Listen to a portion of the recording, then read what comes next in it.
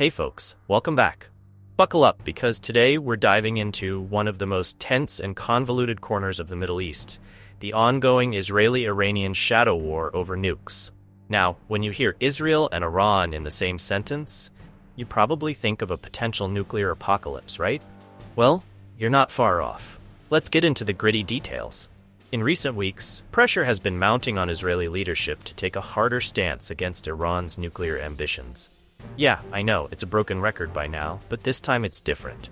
On October 1st, Iran launched 181 ballistic missiles at Israel. And guess how many people died? One. Just one. A Palestinian man in the West Bank. No major infrastructure damage, no mass casualties, nada. So why is everyone losing their minds?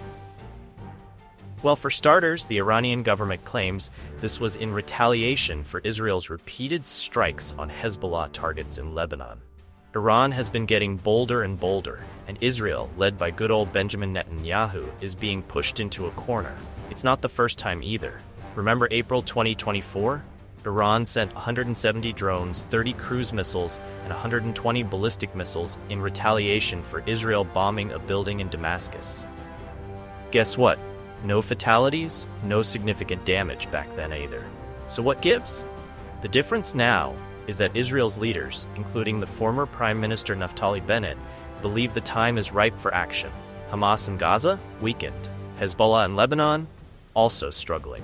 With these Iranian proxies tied down, Bennett argues that now is the golden moment for Israel to go directly for the jugular, the Iranian nuclear program. And when I say directly, I mean missile strikes on Iranian nuclear facilities, and, if they're feeling particularly bold, taking out key figures in the Iranian regime. But here's the kicker. Israel's previous retaliation restraint, as frustrating as it was to its hawkish political figures, has a logic. Hitting just some oil infrastructure or defense systems? Sure, it'll hurt, but it'll also give the Iranian regime a narrative. See, Israel can't actually stop us. They might even speed up nuclear development just out of spite.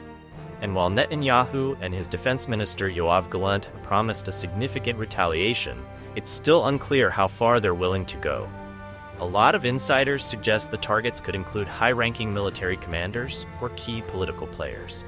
But again, we've been here before. Will Israel just nibble around the edges? Or will they finally bite?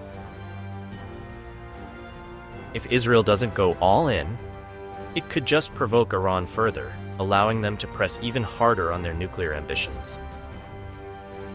And let's be real here. Israel sees a nuclear-armed Iran as a threat to its very existence. Forget about conventional warfare.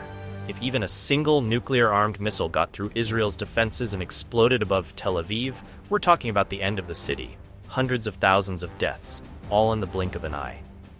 So yeah, there's a lot at stake. And honestly, it's anyone's guess how this plays out. We've got the hawks like Bennett pushing for an all-out offensive and decapitation strikes on Iran's leadership, while others are more cautious, fearing it could plunge the entire region into chaos. The tension between these two nations has been simmering for years, and while Israel has carried out countless covert operations, like the assassination of Iranian nuclear scientists, the stakes have never been higher.